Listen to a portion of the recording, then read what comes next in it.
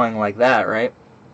So what is an NFT? I'm sure you've at least heard the term by now, non-fungible token, and it's referring to a digital representation of a string of numbers and letters that is basically kept in order by a ton of computers. If you're not familiar with what a blockchain is, again, I'm not going to go super technical on any of this. We're going to kind of talk about what's relevant right now, which is the fact that people you know and people you don't know are making buku bucks off of being a digital creator, as it's known, and other people are digital collectors that are spending, in some cases, small amounts, and in some cases, astronomical, unbelievable amounts on what we didn't really assume, maybe even 2 months ago, had as much value as it does. Now, myself and a lot of people that do the kind of work that I do and have been doing it for so long,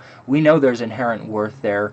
We didn't really have the world verifying it for us, but as we do the work, we kind of understand the magnitude of what it is that we're doing. At least on the high-end 3D technical side, and a lot of the traditional arts as well, including high-level photography, high-level painting and sculpture and things like that. You're seeing a lot of those artists, moving into NFT right now. But you're also seeing a lot of newcomers that clearly are just getting started, with their technique, and some of them are making so much money that it's completely mind-blowing. So just to, again, keep things kind of orderly based on my script, the first reaction that people seem to have to it is that I heard it's really bad for the environment and carbon emissions. So if you're not involved in it, or even if you are generally involved in it, it's one of the first things that you hear about. It's like, this is a super wasteful thing, and we're literally dealing with climate change, global warming right now. Why would we embrace something that's only adding to the problem?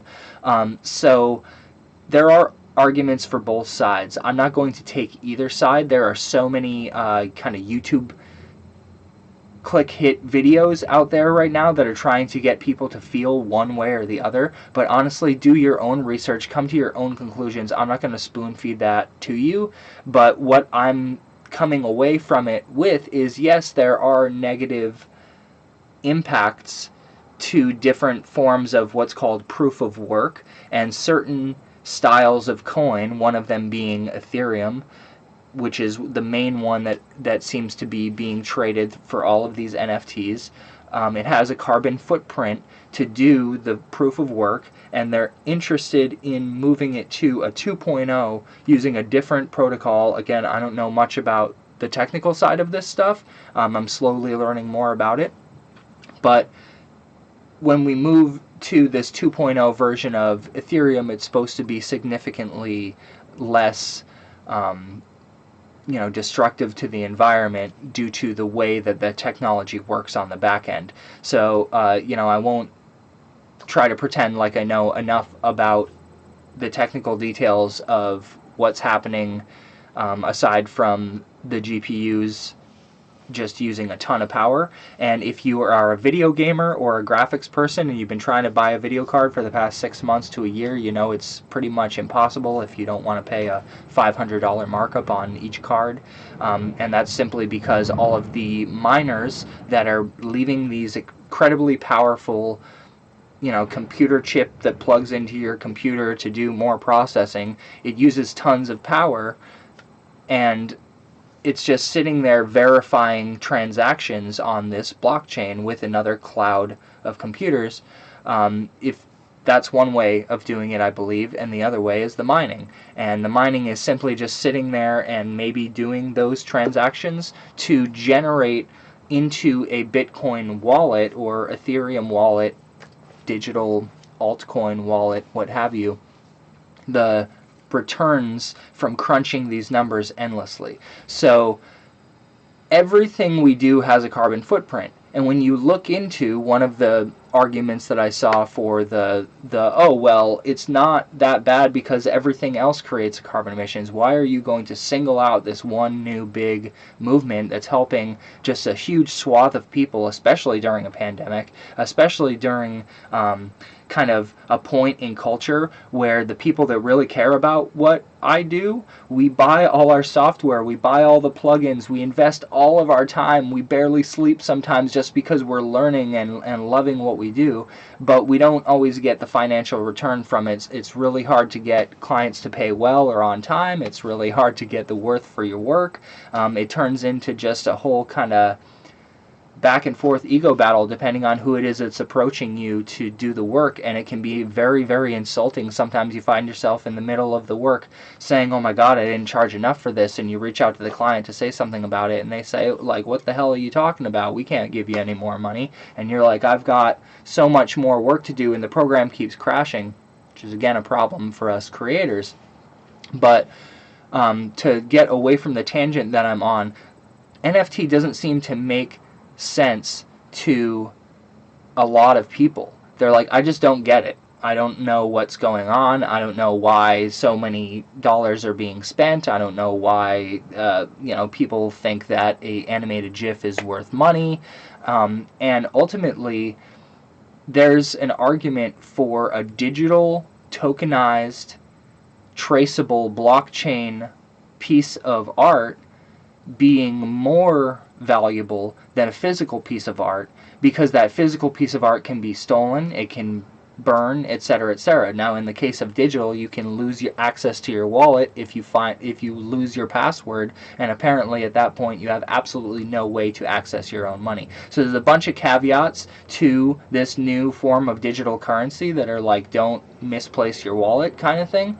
And I'm sure that we're going to find superior ways to do that. But when you go and you open up a website, when you open up a digital blockchain wallet, the two main ones that I'm personally aware of, there are many of them. I personally use Coinbase Wallet and MetaMask. And a lot of these sites that we're going to hop through right here and describe, they allow you to basically use this Chrome extension plugin called MetaMask to sign into each of these accounts and have access to your digital wallet that you've opened, which is literally just a string of letters and numbers that says that this is mine, and everything that's in it and everything that refers to it is owned by me, and you can transfer the things that are in it to other wallets for transfer fees depending on what it is that you're doing. And then if you happen to be buying something, you usually have to pay an additional fee for that. And if you happen to be one of the artists that's doing the first step, which is called minting something, you have to pay the Ethereum gas fee, which again, all of these technical terms, they're a little hairy for me too. So if you're like, what the fuck is he talking about? That's the point of this conversation. So if you have questions, please, put them in the chat. I'd love to be able to answer specific confusing things because, again, I can be a little roundabout with my explanations. So why are people paying so much? That's like a first question that you'll probably have. Why are people paying so much for digital art? There is a wave going on right now of individuals that probably invested in these altcoins way before anybody thought anything was going to happen with them. And you're talking, they were buying them at, pennies on the dollar, literally, at some point. And now, $1 equals $1,500 and going up in the case of Ethereum, and 50,000 and going up in the case of Bitcoin. So if you bought Bitcoin back when it was $1 a pop, or 50 cents a pop, or 10 cents a pop, you're literally rolling in so much money that, like, there's not a lot of things that you can do with that aside from, like, buy property and just, like, flex and all these different things, buy a Chrome McLaren and just $40 million house or whatever. And once you've bought all of those things, you still have more money left over. A lot of people still have this money left over.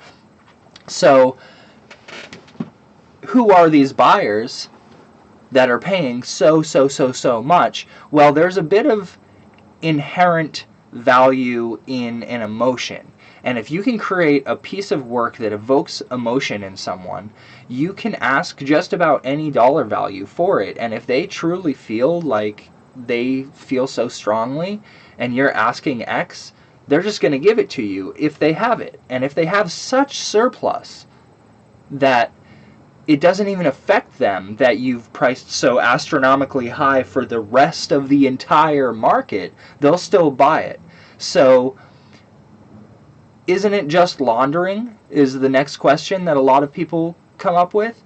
And the art world and the nightlife world and the music festival world and the political world, what do we have in our world that isn't a laundering operation? So people are trying to find ways to poke holes in this balloon and saying that it's bad for the environment. It's money laundering with a bunch of, jerks with Silk Road money. Some of them are definitely doing that. I mean, definitely, I don't know, I can't confirm it, but I would assume, based on intuition, that there are people sitting on a lot of extra money from Silk Road that they're just like, man, I'm going to change this over. In that same way that a lot of the people that have been putting on big music festivals all around the nation, when you get down to, where is the money coming from?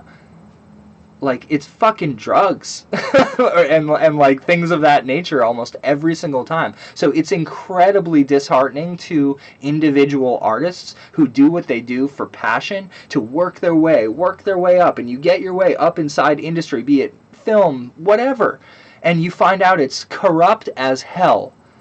The whole fucking thing is corrupt, right?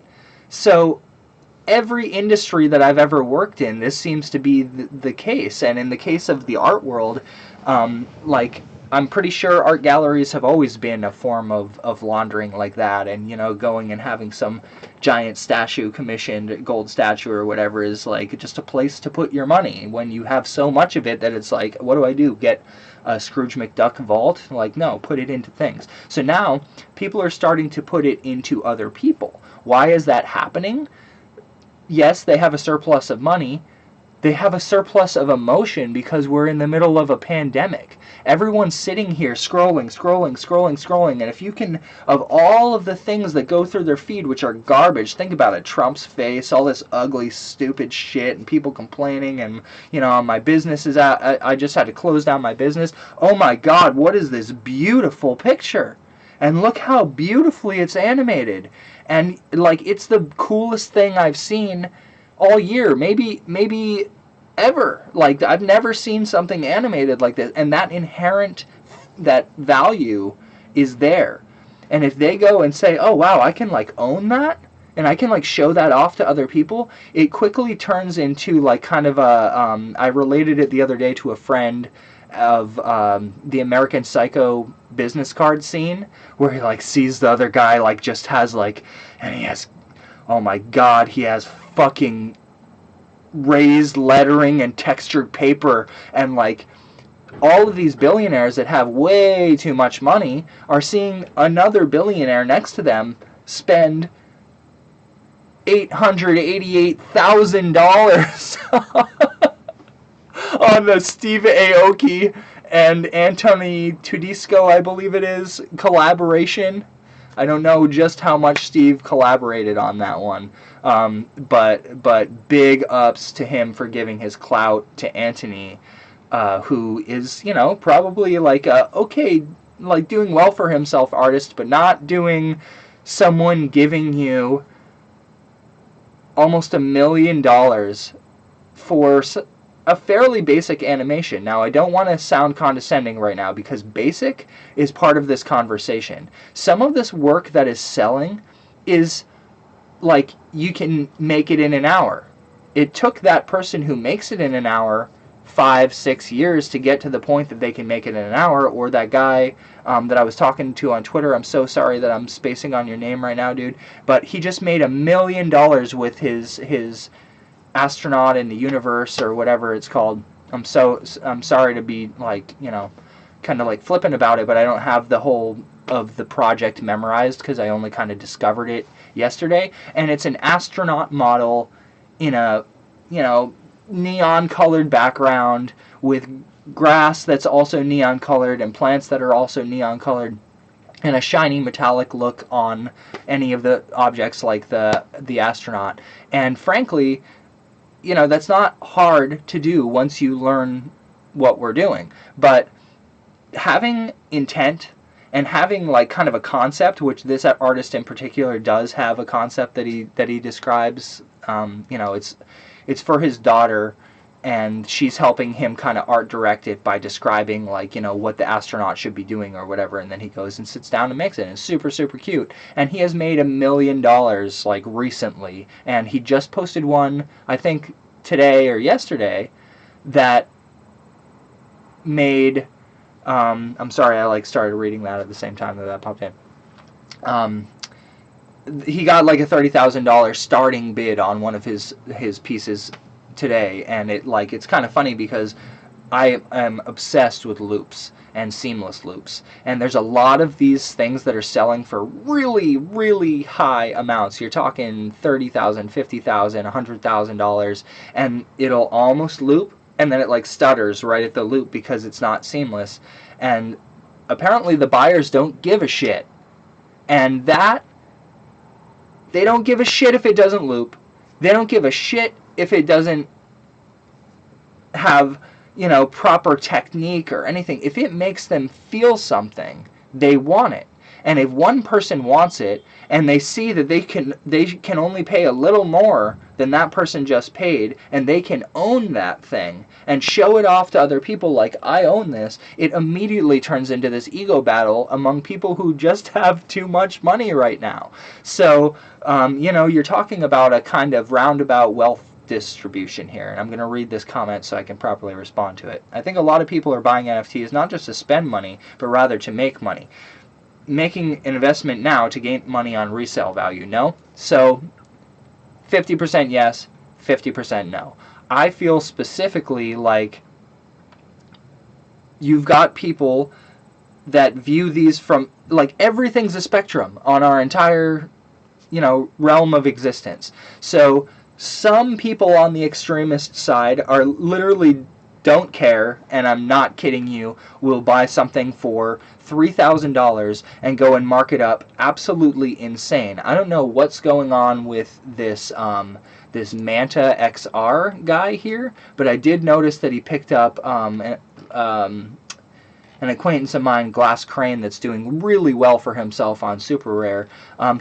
One of his pieces was transferred to this Manta XR NFT and crypto art collector and investor, and immediately marked up to like $300,000 from like a minor purchase. And when I went and I looked through the Super Rare transaction, you can see, and this is the magic of blockchain, everyone that's owned it and where it's gone along the way, which again adds even more value than a physical piece. If I just give something out of high value to me, I don't know what the hell is going to happen with it ever again. And one of the incentives that artists have here is that you can, depending on the website, you can have a certain amount of royalty every time that it changes hands. The original artist gets some money. That's a complete paradigm shift in the world of art. It has never worked that way. We have never, as artists, been able to control what happens to our art after it goes out of our hands to the first buyer. It could go through 27 hands after that and go up, up, up, up, up, up, up, and we never even see a penny of it. Think about how many artists throughout history have died broke, and their pieces are now selling for millions and millions of dollars to all these stuffy people, right? So we're actually at a point now in which the average creator has that visibility and that attention of a gallery space 24/7 worldwide with a competitive element, and the resale value thing is coming from combinations of kind of ego and inflation and somebody, you know, like gaming the stock market kind of thing, and some of it comes from inherent worth and value, and you're seeing some of these pieces get flipped multiple times for big jumps. For an example, the Christie's Beeple sale that originally went for, I think, 1.2 million, then resold for 6.6 million to someone else.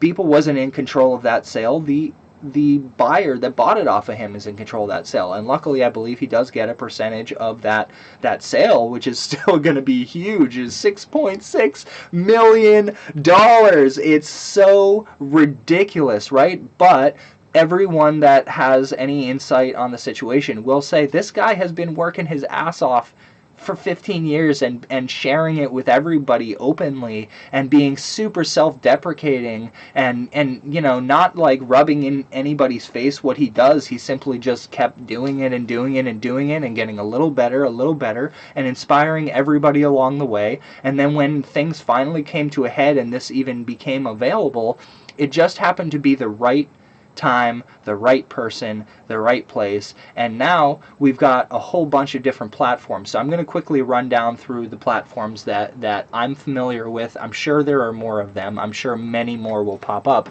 And the major ones that I'm going to be talking about, 2 of them are open, and the rest of them are application only or invite only, which is creating its own kind of stir in the art scene, because there are some really, really skilled people that can't get a fucking invite right now, or can't get their shit together enough to get an application through. I know how that feels. You know, sometimes you've got so many things going on in your life that you don't have the actual time to do these things. And you know, I posted, I think a month ago or so, about if anyone out there is interested in coming on and basically being a paid intern to help me organize my art and get it ready for preparation for this NFT thing. Nobody bit. I had 20 people that were like, yeah, I'm interested, and I had conversations with like 5 or 6 people that seemed, you know, like they genuinely might want to do something. And then when I begin to explain to them, hey, I have a ton of art that I've been making for years, I need you to help me sort it, organize it, prepare it to be uploaded, you lose them right away. I don't understand why. Even if it's a paid job, like everybody's just kind of petered off in response to being like, oh, that's what I have to do. So what that means is that puts the onus on me, the individual, the artist who's been making this nonstop full hard drive of just file new, make something cool, file new, make something cool for like a decade, combined with my client work, combined with, you know, just whatever experiments I've got and things of that nature. So when it comes time to share one or sell one, you're like, oh my God, what do I choose? So I was really frozen on that, and luckily I managed to just mint my first one, which involved a process that I had to pay an amount of money, American dollars, US dollars, to transfer into Ethereum, and then I had to transfer that Ethereum to a wallet, and then I had to use that wallet to pay to mint my piece. And that rate that I had to pay goes up and down based on how many people are putting transactions through at once. And as you can imagine, everybody and their effing mother is putting things through right now. So that means these gas fees are higher than ever, and it's basically pay to play. No one's really specifically kind of focusing on and saying that right now, but this is a pay to play scheme that every one of these galleries, if you can call them that, are just cleaning up off of these artists that are like, oh my God, I gotta get my art on this site. And so I'm a part of a private group of a ton of artists that are in the same boat as me, that we're all just getting started. We're all seeing that this is the thing we need to do now, and we're all helping support each other get this thing moving forward. But the there's a mental health conversation that we're having as well at the same time. Not being allowed to get an invite can really mess you up. Posting your work, paying in some cases for some of us working artists, is the only money we have at all in our life. And we're like, do I invest the $120 to post this thing and hopes that someone will buy it? And right now, you know, depending on the platform, you have the ability to put either an open bid, which allows people to just put in a first bid and try to walk it up, or you can have a minimum bid, which, you know, depending on your release style and which site it is, and, you know, what kind of drops you've done previously, people are kind of jumping all over the place. And it seems like everybody's just kind of hitting everything from all angles and doing like a collection of 100, and then like a one of a one, and then, you know, various different variations that make it so there is more perceived value on different things. Now, the one other element to tokenized art is you can give it with other stuff. And in the case of Beeple, if you bought one of his pieces, you would get a frame, a digital frame that is playing back the loop that you bought, endlessly as long as it's on, which is really cool. It's also like super fucking wasteful, electronic waste wise. So like, it's not like the wisest thing, but it's pretty fucking cool. And the pretty fucking cool is enough to make you fucking millions right now, because honestly, people can't get their hands on shit. You can't buy a video card, you can't buy a PS5, you can't, everything's out, and so you've got all this money, you can't go to the fucking mall and spend it, you can't go show it off in a nightclub, any of the ways, these extravagant ways, super expensive restaurants, all these ways that people used to burn this money is not really happening right now. So now that they're seeing that, oh my god, these people that I really admire the work that they're doing, I want to show them love. And your love is your time, is your money. And if you have a lot of extra money and you love that thing, you're going to give it. And, there's no stopping this. That's kind of what kind of a focus of this conversation is we are at the very, very, very beginning of a very long road in which everything is going to become tokenized, and that does include moments which NBA has begun to tokenize, and individual tweets which people have begun to tokenize, and things that are almost meta, like an invite to the platform that is a private invite-only platform. Someone minted the invite itself before the company saw it, and they stopped it and won't let anybody else do it going forward, and will let that one live on in infamy. But the fact that they didn't think of that in advance, that someone was going to try that, just goes to show you that this is an emerging space where even the companies that are forming it don't know what the fuck they're doing. So let's pivot real quick before we start looking at the existing ones to one that almost appeared 2 days ago and disappeared just as quickly, which is absurd. ArtStation.com is one of the best, if not the best, place for industry professionals in all forms of art to show their portfolio, network with other people, sell some stuff on a marketplace. So ArtStation saw what all of these other NFTs are doing, and they said, you know what, we should do it, but we hear a lot of people complaining about the carbon emissions thing. So what we're going to do is we're going to allow people to pay to offset their carbon emissions while they do the minting process and the transfer processes or whatever, which is, again, noble efforts, and I'm glad that companies are trying this. Here's the problem. Not everybody has an entire grasp on this, but everybody feels very strongly about things, as we all know, on YouTube comments and on Twitter and everything. And we are in the middle of this cancel culture movement in which huge numbers of people that have an opinion will say that they don't like the thing that is whatever's happening. And if enough people combine together to say that they don't like the thing that's happening, that thing shrinks back out of reality.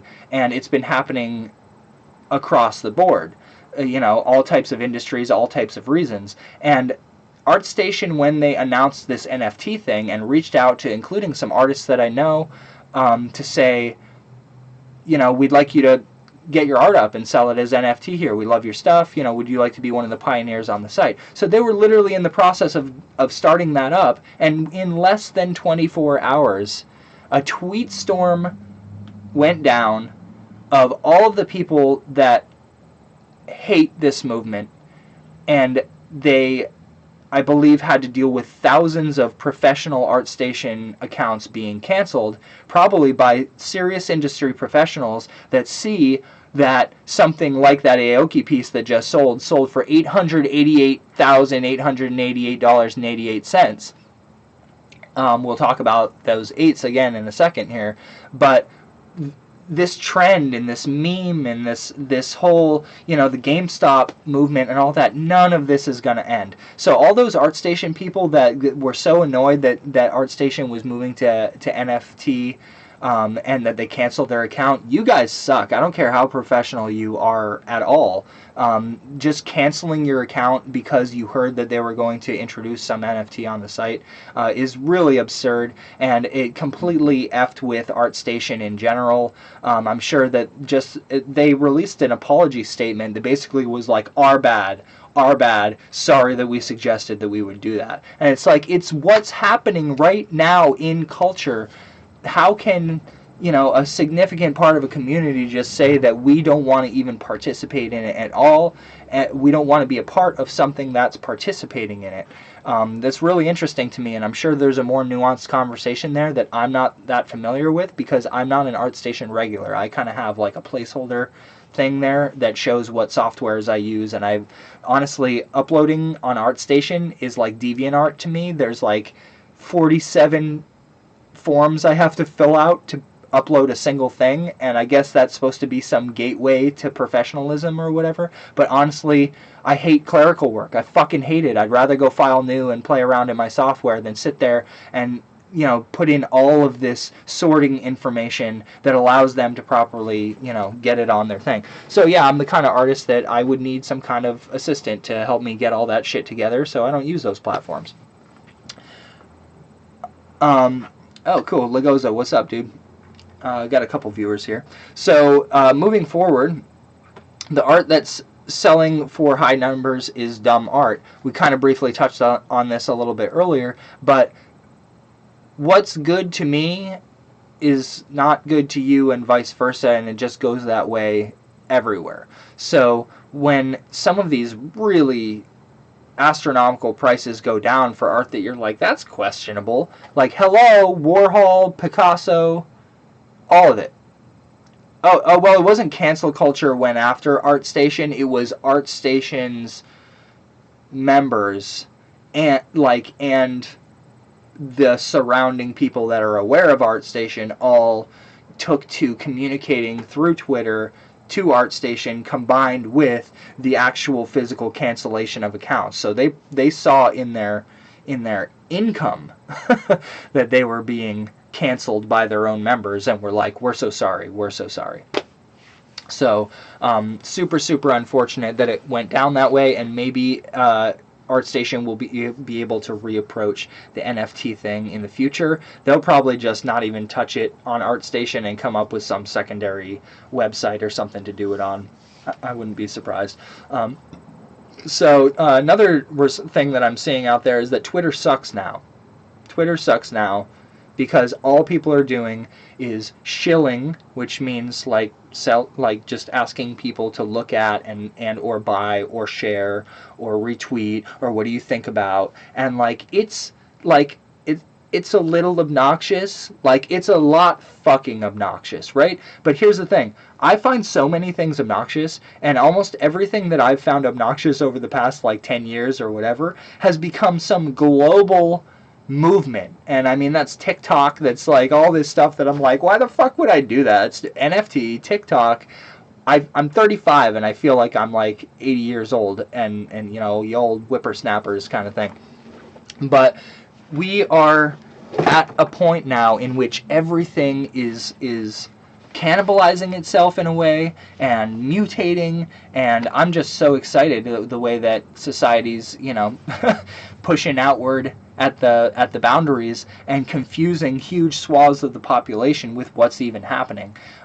So Twitter kind of always sucked in this way, and I never used it for any reason.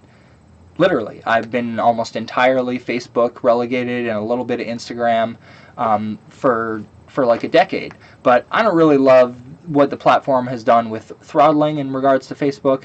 And there's some other serious concerns, including Zuckerberg just being a complete freak human. I'm sorry to be so negative about another human being, but just the way he speaks in court and yeah, lizard person.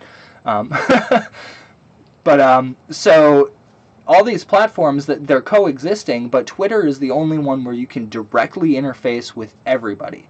So real quick, we're going to talk about kind of the biggest name that I'm seeing. I'm sure there's a couple more, but I'm going to talk about the number 8, and 888. 888 at crypto 888 crypto. I am hearing suggestions that people think that this is Elon Musk. I don't know if I feel the same. I don't know if I agree that this is Elon Musk, but it's somebody. Oil magnate, Chinese trillionaire, I don't know. Somebody with so much money. I'm sorry, maybe it's not Elon. Somebody suggested that it was Beeple. That was I'm kind of confusing, but it could be one or the other, you know what I mean? And it could be none of the above. But basically, 888, this Twitter account, is purchasing art at a rate that's like freakish. It's actually freakish. A rate and volume and amounts that are just like, wait a minute, what? Like, how does this person have this much money? But like, come on, it's like it's Bezos or Elon or something, right? Somebody with so much money that they can just give it. It's a form of philanthropy. It's wealth distribution. It's a type of almost, we won't go there. So another thing that I want to talk about real quick before we review the sites, and then I'm going to head out, is my favorite artist blew up and now I hate them. What's the deal with that vibe? Almost everybody seems to be like, oh, he's like fucking rich now, and like he makes stupid shit anyway. But like, you liked everything that he did up until he finally got the credit for it. And I think that is actually a kind of a leftover of the way society's been working that goes directly up against what is actually happening right now, which people are sick of feeling like shit.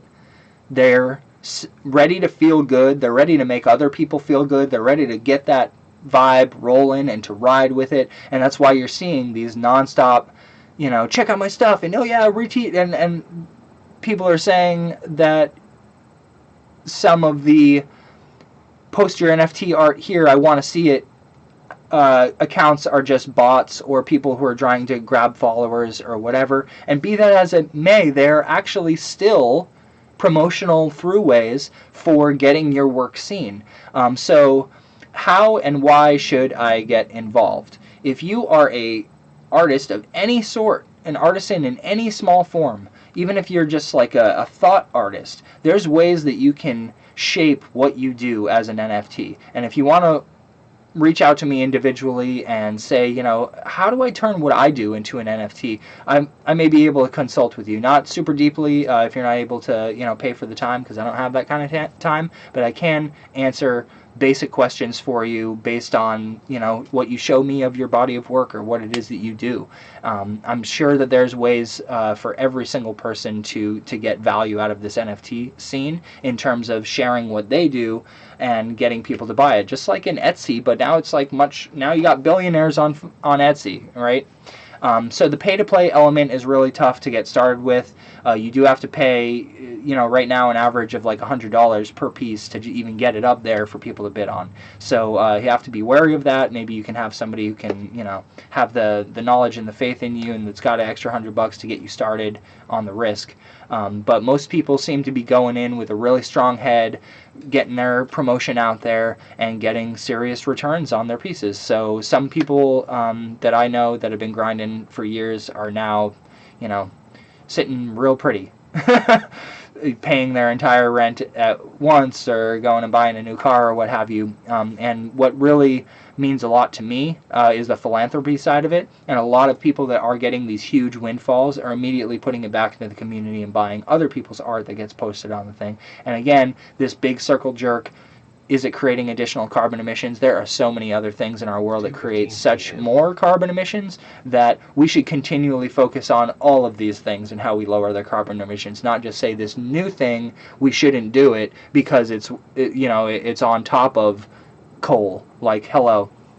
So anyway, let's walk through the big ones and basically show you what people are doing and the way that it works. So Nifty Gateway is the big one I would say, because they focus, as you can see, Deadmau5 X OG Slick, March 9th, 2021, 7 p.m. They only do one artist drop per day, and it's only for a limited amount of time. And that degree of scarcity means that everybody and their mother that's in the scene gets on these sites at, at 7 p.m. This website's going to have so much traffic it's going to, borderline crash, and everyone, including 888, is going to be here trying to buy most of, if not all, of this stuff. And there was just an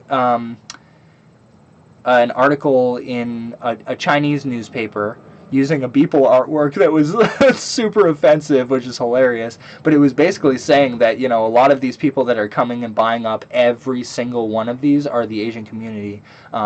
People. One of the guys bought like 11 of 12 Beeple pieces. So they're flexing the funds that they have.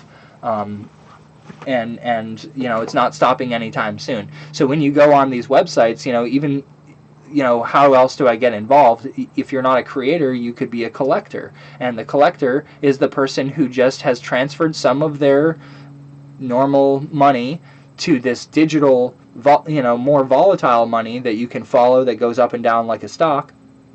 And by trading in your money for that money, you then can be on these sites waiting just like everybody else and try to put in bids and try and be the one to win. And obviously it's getting so high level right now that it's pushing people out, but Nifty Gateway seems to be the first one that I really remember hearing about and had people telling me, hey, you should check out this thing, and I'm like, what is this stupid thing? So I slept on it. I'm an idiot. Just to promote somebody that I do know, I've heard through the grapevine that Glass Crane is going to be having a drop on Nifty Gateway, so that is huge, and good for him. He is going to make some bank because he makes some really cool stuff, and the fact that he has a date on here is insane. I'm hearing that it's about a 1-year wait to get a date to have your art displayed on Nifty Gateway. So you sign up on these websites by connecting them to MetaMask, which again is a blockchain wallet Chrome browser extension that just retains, if you've got multiple Bitcoin wallets, you can host them all through MetaMask, and then you can buy stuff and have access to all those funds when you're on any of these websites. So I'm signed up as a creator on multiple of them. I've got a couple applications in as well, but you just connect the MetaMask to it, and you have the ability to go on and place bids. And depending on the site, again, all of their kind of order of the way things work changes, but at least on the one that I'm on, Foundation, it sits there until somebody bids on it for the first time, and once somebody bids on it, it's live for 24 hours, and anytime that someone places a bid on it, it extends it for, I believe, 10 hours or something along those lines. So you can have a bid go for many days and go up, up, up, up, up, up, up, up, if there are people that want to start fighting, and some of the fights are absurd. I mean, Diogenes or something just went back and forth with somebody and kicked up somebody that we know's work to, like 80K plus. It was like a bet of 22 and then 30 and then 35 and then 40 and then 60, and these people, it's like, this like poker blind, they're just like going up, up, up, up, and they clearly had enough money to be doing that with. So it may be absurd to us, especially anybody who's lower middle class, suburban, whatever.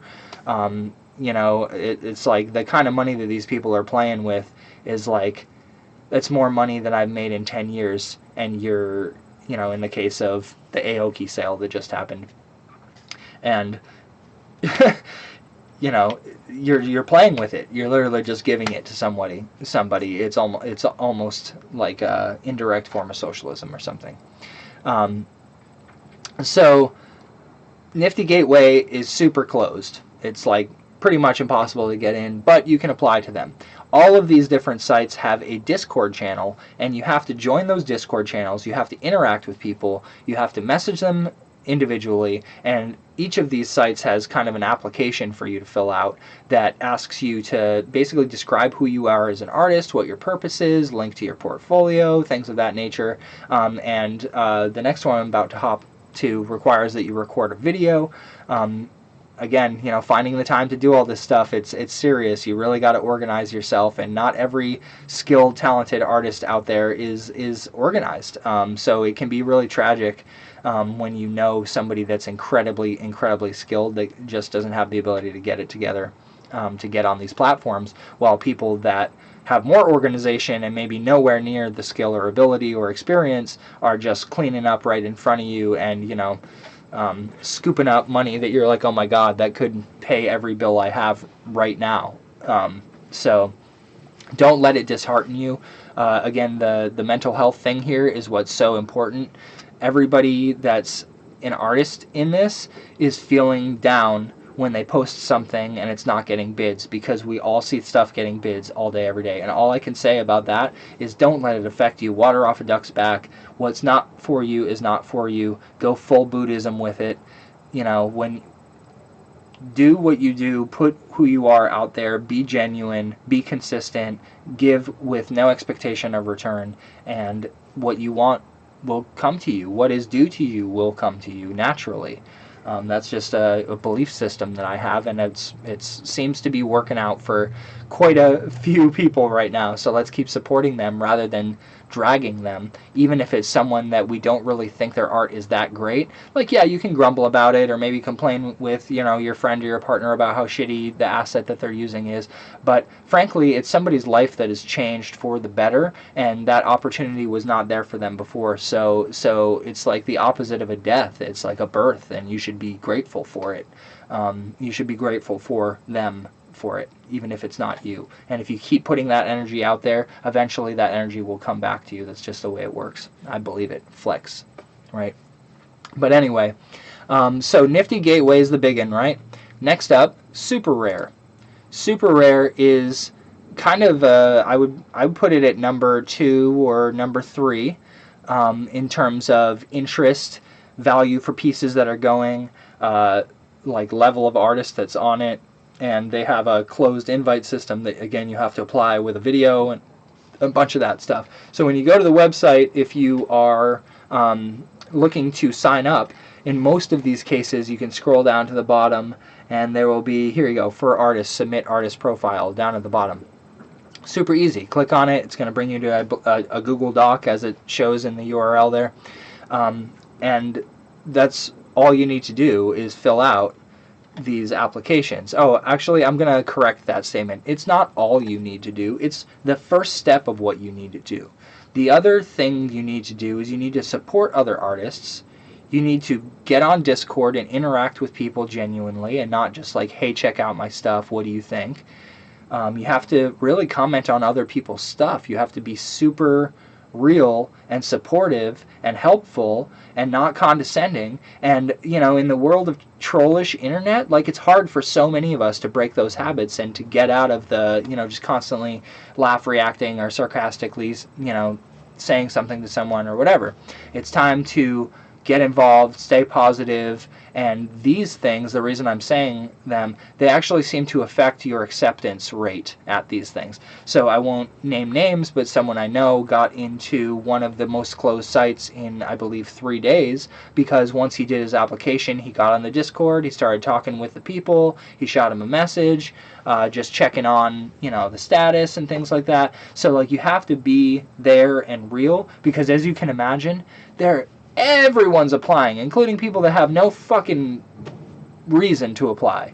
And they've got to sort through that. So their administrative side of their whole endeavor is pretty absurd. They've got to get through a lot. So if you show that you have a great portfolio, that you've got a clear vision for what you want to do in the NFT space, you'll get accepted to this stuff a lot faster. And I'm saying that for myself, because I've still got to complete some applications, and I intend to sell work on pretty much every one of these at some point. The order in which I do it and which pieces go on which is going to be determined based on the kind of the clout of the platform to a certain degree. So each of these requires a listing fee and requires, in the case of the invites, right? But there's some other ones that are free, and we'll get to those as well. Free as in open to the general public, not free as in no dollars. Because again, this is a pay-to-play game, and that in and of itself can be very isolating to the people that just don't have the funds to get that first step going. So following up after super rare, Maker's Place is another big one that I'm seeing a lot of friends do big numbers on. So these three, Nifty Gateway, Super Rare, and Maker's Place, they appear to be kind of the established big players. Now the new big player in this space is the one that I'm personally on. I'm very lucky to have received an invite before they closed off invites for a certain period of time or whatever it is, because at one point they were giving away 3 invites for every piece sold or something along those lines, and people were simply like buying their own piece to get more invites to open up more accounts for themselves and their friends or whatever. So there was a bit of system gaming going on with the start of Foundation, which is where I'm hopping over to now. So foundation.app, this is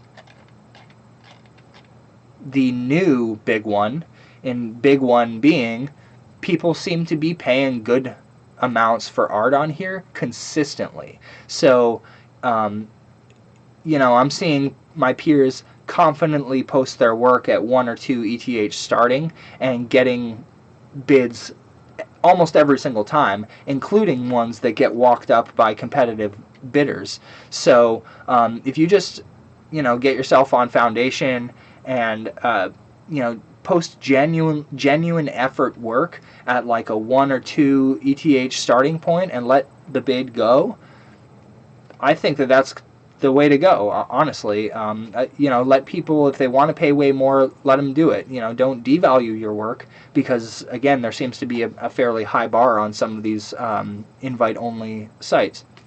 So this one will likely have more invites open up in the future, but right now there's a huge amount of people that are pretty much, you wake up every day, and I say this from experience because there were many days in which I did not have any subscription to any of these things, and I was trying to get one, and you wake up each day and you see another artist this guy just made $80,000 off a still, like literally off of like a one material on a single character that's just been posed and has no accessories on them whatsoever. How are they making that much money? I got to get involved. And your brain starts doing crazy things to you. Then you're like, how do I do this? How do I get an invite? And the desperation there, I feel like you really have to mitigate it. You have to go back into the software and have fun and make something. And don't miss the wave, but don't allow the non-immediacy of things moving forward to affect your feeling about your own work or the space or any of that. It's like you just gotta know it will come to you and keep putting that energy out. Keep putting that energy out. I'm looking for the invite. Here's my work. Here's this new piece that I've been working on. Hey, can I help you promote your next piece? Because I see that you're on Foundation, and I believe that once you get a piece or 2 sold, they might give you an invite, and I'd love for you to help you get a piece sold and then maybe get an invite from you. You have to have those conversations with people. So as weird as this space is, it's connecting artists, it's connecting strangers, it's connecting so many of us that felt like we had no tribe prior to this.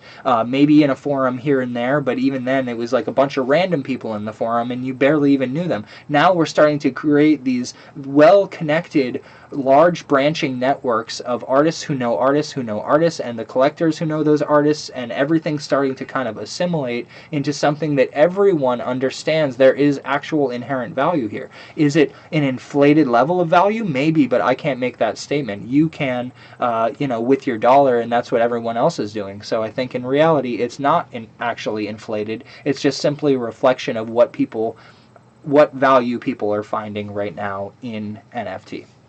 So my throat is starting to rip up because I haven't even drank any water this whole talk.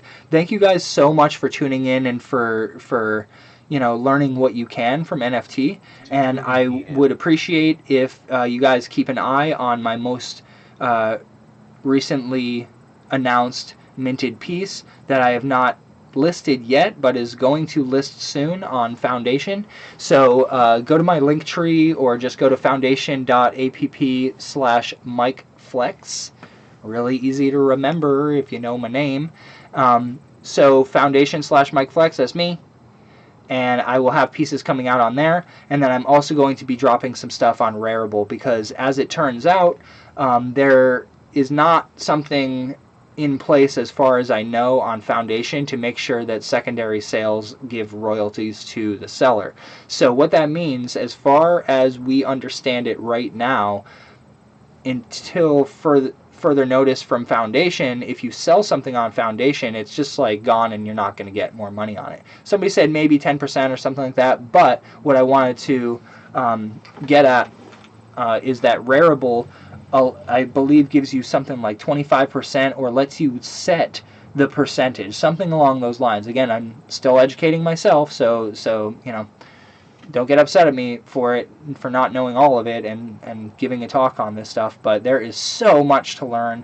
It's so incredibly confusing, and I just wanted to basically, you know, parrot out there what I've learned for anybody that follows me or is interested in this stuff, because just getting all the information at once, it's you know, it's hard. You have to go get it from here, from there, from there, from there. So hopefully this wasn't too rambly for you guys, but I'll show you one or two sites before we go here. Just the remaining ones. We've got Known Origin, which is another blockchain gallery site that is invite only, as far as I know.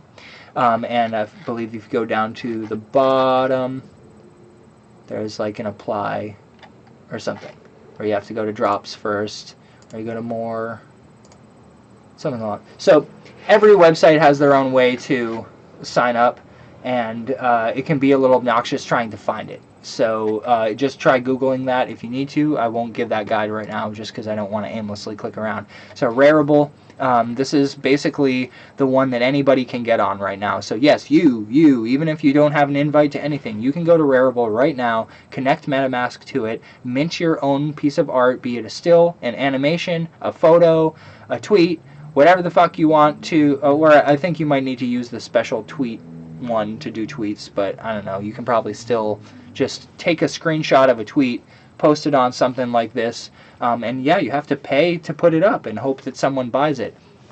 But this is where you can go to get your foot in the scene and let people know you have an NFT. They can go look at it, they can go buy it, and I think that that will help expedite people that might not have a big portfolio or kind of a big vision to their art, like some of us, that can communicate that really confidently to these things and just get our accounts really quick. If you just kind of get some footwork in on Rarible, minting smaller pieces and getting some small bids on it, it's a good way to get into the space and get used to it. So the one other in this space is OpenSea, and OpenSea seems to track like everything that you do, at least on Foundation. I don't know if you know the details of how they're connected on the back end, but I do know that when I minted something on Foundation, that it appeared for me in OpenSea as a collection within my Bitcoin account.